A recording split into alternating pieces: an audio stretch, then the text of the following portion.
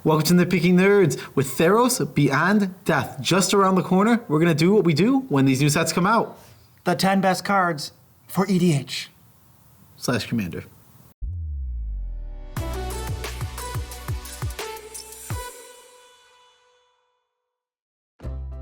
I'm your host, Joe Cherries. And I'm your host, Beezy, and if you like top 10s relating to the best cards in a set, you better subscribe right now because there's like 4 other ones you can go check out. And there's going to be more in the future. And besides, you'll want to be a subscriber to this channel because our subscribers are 10% less likely to have to go to an awkward intervention. Disclaimer guy here. Just want to say awkward interventions are going to happen whether or not you want them to, or if you subscribe to this channel. That's a useful bonus that subscribers can pick up, and they're already taking advantage of. I'm glad I've never had to go to an awkward intervention. We get constant comments and emails thanking us for preventing 1/10 of the interventions people would have to go to. Even though we just said it now. It was working in the past. That's why we pull these from, this, like, guys, since I subscribed to you, something, something, something, and then we say, oh, we have a long list in the notes that we pull from. Top 10 Theros Beyond Death cards. We're not mincing words. The only rule is no reprints. No reprints. That is literally the only rule. Everything else is fair game. Number 10, Soul Guide Lantern. It's a 1-mana artifact. When it enters the battlefield, exile target card from a graveyard. Tap it, sacrifice Soul Guide Lantern, exile each opponent's graveyard. 1, tap, sacrifice it, draw a card. So, This is a very innocuous card. Why do we have it as number 10 as one of the best cards from the whole set? because there's not many cards that give you this option of hating out other players' graveyards while simultaneously not hating on yours. I can't think of a single one. I mean, the one that comes to my head is Leyline. Leyline does, but it also doesn't. Like, they can kill it first. They're similar. It has no immediate impact. Well, I'm just saying they're similar in that way. Like Yeah. those are cards that exile other players' graveyards while simultaneously not doing it to yours. They only hate on opponents. This is so efficient. There's always, even if you just want to play it to cycle, you still get graveyard hate. Because whatever the most problematic thing is that you're worried about, you take that out, and then you can still say, all right, I don't have to pay mana to activate it for the graveyard thing, so I can tap out. Yeah. Every opponent, keep your own graveyard. You can play a graveyard deck and have this. It just seems so useful. This card's also going to be very useful. And when I just randomly thought about that, there's so many escape cards. Oh yeah, and it still cycles. How are we not playing this in Limited? Yeah, But card is great. I like it, and I think in a graveyard deck, I'm so sick of playing Relic. You just can't play Relic. You can't play Relic. In a graveyard deck? No. But you want something like this, so this is perfect. This is going to go in a lot of decks. Yep. Any Carador type deck. Ooh, you heard it here first. Number 9, who is it? Whoa, Strider. 2 and a black for a 3/2 horror. When it enters the battlefield, create a 0/1 white goat creature token. Sacrifice another creature, scry 1. Escape 3 black, exile 4 other cards from your graveyard. You may cast this card from your graveyard for its escape cost. It escapes with 2 +1/+1 counters on it. So, very, very similar to Viscera Seer. I mean, sacrifice another creature, scry 1 is exactly the text on Viscera Seer. Yep. Well, no, Viscera Seer can sack itself. That's true. This one does another creature, whereas Viscera Seer does itself. But It also gives you another creature. yes, this gives you a creature to sacrifice, so it pretty much sacrifices itself in that way. It also escapes. I mean, it's going to be put in aristocrat decks. Aristocrat decks tend to fill up their graveyard very easily. This card seems very useful. It's cheap. It's 2 bodies. It's a solid in any deck you're trying to, okay, I'm trying to go wide. Well, this goes wide a little bit. It can represent 4 bodies if we're talking about the escape and the goat you get. Yeah, I'm just gonna say this is gonna be a great budget card in a little bit. Ooh, yeah. Because this card won't stay high in price. It'll probably go down to probably less than Viscera Seer, because Viscera Seer is getting up to $1, $1.50. Standard rares are just nothing. They're worthless, which is great. Yeah, I love this card. I absolutely love this card. I love that it's so similar to Viscera Seer, but it's different enough that it's its own thing. It does different things. It's its own thing. The escape clause can just be great. Like, you just need it back from your graveyard. Is that what we're calling it now, the escape clause? Yeah. We're just going to keep saying that? Yeah, everything's the escape clause. Perfect. Number 8 is Fosses Oracle. To give her a read. Oh, this one has a lot of text on it. Why'd you give me this one? Ha. Blue for a 1/3. When Fosses Oracle enters the battlefield, look at the top X cards of your library, where X is your devotion to blue. Put up to one of those cards on top of your library and put the rest on the bottom of your library in a random order. If X is greater than or equal to the number of cards in your library, you win the game. I would say that a lot of people might think, oh, why isn't this up higher? I mean, because this was a good set. I mean, that's a simple answer. This set has some really sweet stuff. Maybe in Throne of Eldraine, this would be like 3 or 4. Yeah, I mean, It's not the most reliable thing in the world. It's very, very late game, if nothing else. You could just go leveler and then play this. That's fine. You can do that if you want. yeah, you mean you can do that? You can do the leveler thing. You can just play this early. Even get look at the top 6 cards, fix your draw. Yeah, it's got utility. Play it early, look at the top 2. You need a 2-drop. Play it middle, look at the top 10, get 1, and then play late game, maybe you win. Oh god, but It's just really efficient. I don't think it's this busted combo piece. know what it's really good in? Thassa. Like the new commander, Thassa from the new set. Yeah. She's just every turn you can flick it or fix your draw for next turn. That's pretty sweet.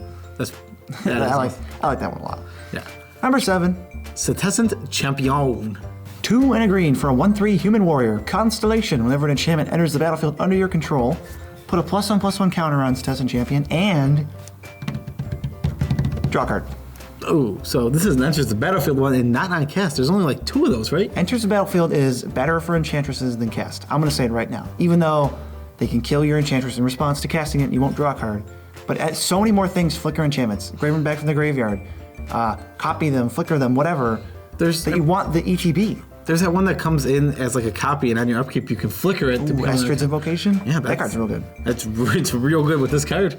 Yes, Chesson Champion is the second best enchantress, we're saying, past Eidolon Blossoms, which just triggers off itself. Yes, this is Les Champions. Les Champions. It's a super good, but it fits into only enchantment decks. That's why it's not whenever a land enters. It's just, sure. Yeah, also this next, going on with the next card, it purely got bumped up because there's more land decks than there are enchantment decks. It's Dryad of the Elysian Grove. 2 and a green for a nymph. I love that he's a nymph. 2/4. What are you laughing at? I love that he's naked. You may play an additional land on each of your turns. Lands you control are every basic land type in addition to their other types. So it lets you play extra lands every turn, which is awesome. And also, it adds to the combo in land decks of being able to cast Scape Shift, go get your Valakuts. Get your Valakut, get your, what is it called? You usually get something else too. Can't think of the name of it. Vesuva? Vesuva. Yeah, usually you get those 2. You have 2 of them, and then you usually just kill everybody. If you're in a 3-color deck like Lord Windgrace, all your lands are not going to be mountains. They can't be. It's not a plausible way to build a deck. Yeah, so that lets you do combos and go off that way, but it's just an efficient utility creature. Yeah, it's awesome that it's functionally Chromatic Lantern too. Yes. It has the same text.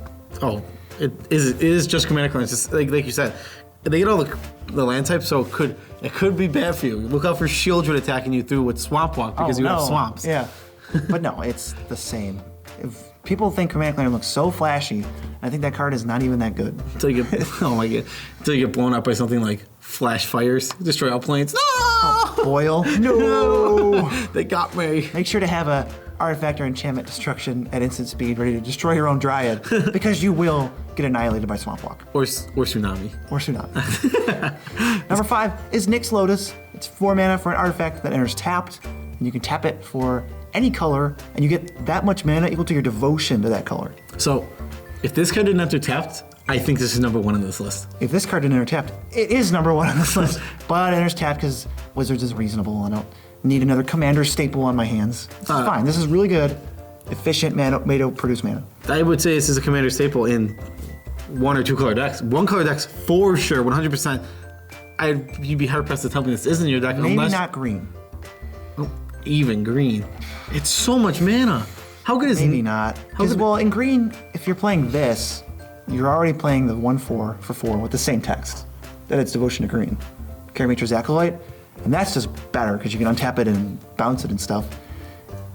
Every other deck, I think it's great. Yeah. Or if you're playing a spells deck, obviously. Yeah, don't play this in your control deck. Yeah. But this card is so good. It's so much mana so fast. I like it better than Gilded Lotus, I think.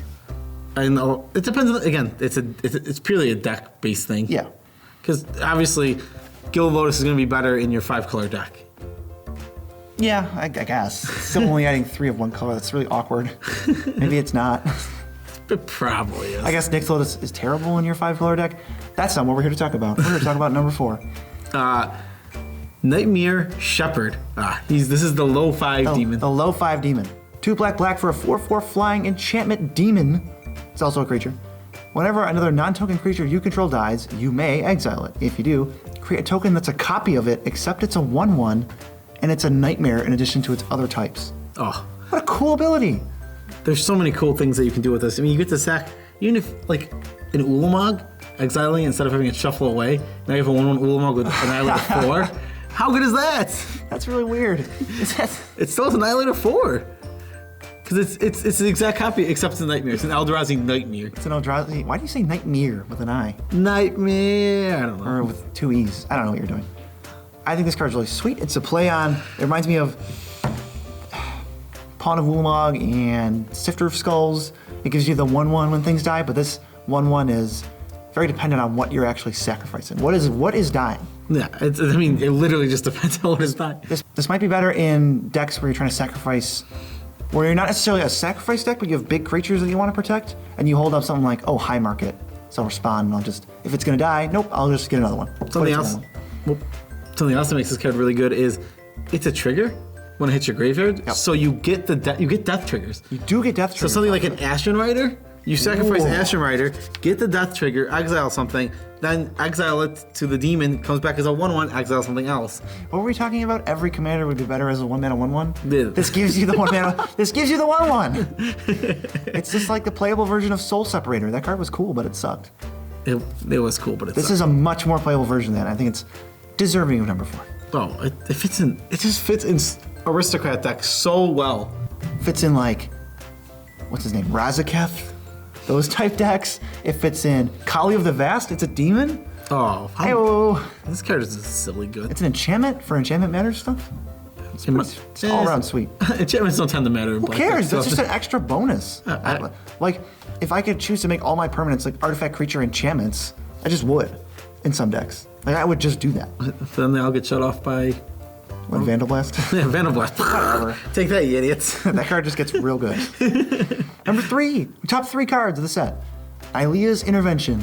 X green for a sorcery, choose 1. Search your library for up to X land cards, reveal them, put them in your hand, then shuffle your library. Or, Knightleys Intervention deals twice X damage to each creature with flying. These interventions are really cool. Well, at least 2 of them are. This one is so good. People think it says basic land. It search for any land. Green, 1. Search your library for any land, put it into your hand, then just play it. That's already, I think, a playable spell. Green, 2. Search for any 2 lands, and you go boom, boom. Urborg, Cabal Coffers. All right, I'll play Urborg, and then I'll play Cabal Coffers. Or if you have the Dryad out, you can play both at the same time. Yeah, or if you have the Dryad out. That's even more insane. Oh, Thespian Stage Dark Depths. I don't know, anything else. Ugh, who's doing that crappy combo? I don't like it. I don't think that combo is good. Just any 2-land combo that you like. This is just so good. This goes in the decks that Dryad goes in, for real. Yeah, most of them. Any land. Oh, I love this card. And it even has the upside of, hey, I would love for this, my sorcery that tutors lands, to have any other text at all. You can just wipe out a bunch of flyers. I mean, sometimes there's a bunch of flying threats. Maybe you're playing as a Talrand deck. Get them out of here. And you don't have to pay X as much. X can be 2, and you're doing 4 to all flyers. It's going to kill most things. If you're against a Talrand deck, it only has to be 1. A lot of annoying a lot of annoying commanders have flying. Atraxa, things like that. Kalia, we just were randomly mentioning commanders with flying. Derevi, I don't know. These have flying. Those are just 3 creatures with flying. Take them out. Let's go on to the next one. Helliod's Intervention. X white for an instant, choose 1. Destroy X target artifacts and or enchantments. Second one, target player gains twice X life. The second one's all do twice. Yeah, they're all double. That's what I thought. They're really cool. This card is awesome. It's so good. Mono white, just got another amazing staple. I mean, Commander got a staple. This is a really good commander card. I don't even think it's just mono white. Mono white and Boros, obviously, I want to mention those because they're hurting the most. So let's think about this. Very playable card. Return to Dust. Extremely playable card. This card's way better. This is that, or if you're low on life, because I have white decks that. Like I was playing a game the other day. I was getting beat down, and I have like Secure the Waste in my hand, and I'm like, I wish I had like a way to gain. I just need a way to gain life in this deck. Something that where like I'm getting targeted early. I just wish I had a versatile spell to gain me life. Gaining twice X life is real. X is 8. All right, I gained 16. Like, bet you didn't see that coming. I mean, X is 8, destroy 8 enchantments. Come on, that's insane. Bet you didn't see that coming. End step. The fact that it's instant makes this so much more playable. This would be really good at sorcery, but instant just makes both modes that much more relevant. Oh, I mean, especially if someone's going to do an all-out swing to kill you. Oh yeah, for sure. It changes math. It's just like, I'll swing out to kill you. I'll gain 20. Or even I'll gain 10. It appears I have messed up. Someone taps out for a Torment of Hailfire, like, I'll gain 10. Well, that changes the math. People try to do Torment of Hailfire to his axes. I just try and go. Well, or they X play it for X is a million. X equals 48,000. Then it doesn't matter. But this card is so great. It'll be super cheap. These are all going to be worth dirt. Pick up like 6. This card is great. If you're playing, I know we said it's great many times, but if you're playing white, this is it looks like a staple. I'm gonna fail to see what white deck doesn't want this. That's not CEDH. Or yeah, we're approaching Smothering Tide levels of play this card. Yeah, it is double white, so that's your only concern, I guess. Like, it also is like it's not as good as something like Cyclonic Rift, but it's as playable. It fits in as many decks. This is the white Cyclonic Rift. This is the white Cyclonic Rift, guys. Oh my god! Now we just clickbaited. Click, like and subscribe. I gotta like and subscribe. Check out these guys. They're showing me white Cyclonic Rift. And number 1, the one we have above the card we just raved about for 10 minutes, is Underworld Breach. 1 and a red for an enchantment. Each non-land card in your graveyard has escape. The escape cost is equal to the card's mana cost, plus exile 3 other cards from your graveyard. At the beginning of the end step, sacrifice Underworld Breach. Why is this card number 1 almost not close? I mean, the reason is it has infinite ways to go infinite. So many combos, so many cool, janky things you could do. Build around these crazy cards you never thought about. We had the Croxa deck, spoiler alert, if you haven't seen that. We were going off with Burning Inquiry because it puts 3 cards in your graveyard so that you can escape and play Burning Inquiry again. This is just the most random stuff. Aside from the dumb LED Wheel of Fortune stuff. I don't even think that's dumb. I think that's cool. It's cool, but like LED is, I mean, that card just goes off with everything. I mean, the thing is, it doesn't go off for everything. It does go off for Underworld Breach. There's plenty of cards LED goes off with that I'm not super stoked about it, but this makes me stoked about a lot of other things. I want to put this in the deck. I want to find some combo that's unique to me. We did. Well, yeah. I'm not going to build that deck, though. You don't have to build a deck. Just find something else. Yeah, play another Burning Inquiry deck. Of course. Let me just do that real quick. There's so many. Yeah, there's so many. This card is amazing. I feel like there's not even much more to say. This card, just think about it this way. Untap with 10 mana. You have like 10 cards in your graveyard. You get to cast 2 free spells. Even that, casting your 2 best spells in your graveyard for free for a turn, that's great. That's so much value so easily. It's non-land. Instant, sorcery, creature, enchantment, artifact. What are you doing in your deck that doesn't want those cards later? Also, how many decks do you know? Or name 1 red card. 1. I don't think there's one. That recurs enchantment. I don't think there's one in existence as far as I know. This just adds so much extra oomph to decks. Where, I needed recursion for enchantments. My black-red deck can't do this. Great. Can now. No, so I feel like we can't even go into more detail about this card. Underworld Breach is fantastic. You should try it out. Absolute number 1. I don't see it being. I don't think it's close. I think MacLeod's Intervention is so good. It's so good. Awesome card, but Underworld Breach is far and beyond it. It's so much better. It even has competitive implications. Oh, it has competitive implications, and it's just good. Like I said, in a casual type format, like untapping with 10 mana isn't crazy. Playing it and playing 2 cards from your graveyard is such strong value. You spent 1 card from your hand. You had your 2 best cards from your graveyard, whichever 2 were best for you. Yeah. Not to mention how good it is with rituals like Mana Geyser. But we're gonna end it there. Maybe do a whole video where we just talk about Underworld Breach. Oh my gosh, you could. But this is the end of the video. We gotta thank the people who make the video possible. Who's that? Another thing about Underworld Breach. Oh my god. It's so good in Nekuzar. Yes, it is very good in Nekuzar. It's also very good with our 34 patrons. Put the thing on screen and we can start talking about Underworld Breach. Here, I'll click off of it so we can't see it anymore. Okay, that's fair. I was tempted. We love all of our patrons as much as we can without making them uncomfortable. And the only people we love more than them are our mothers. Tammy and Michelle, you guys rock. Come on.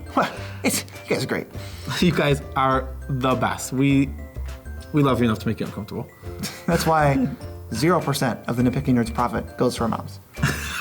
Love you guys. You guys are great. There's not really any profit, to be fair.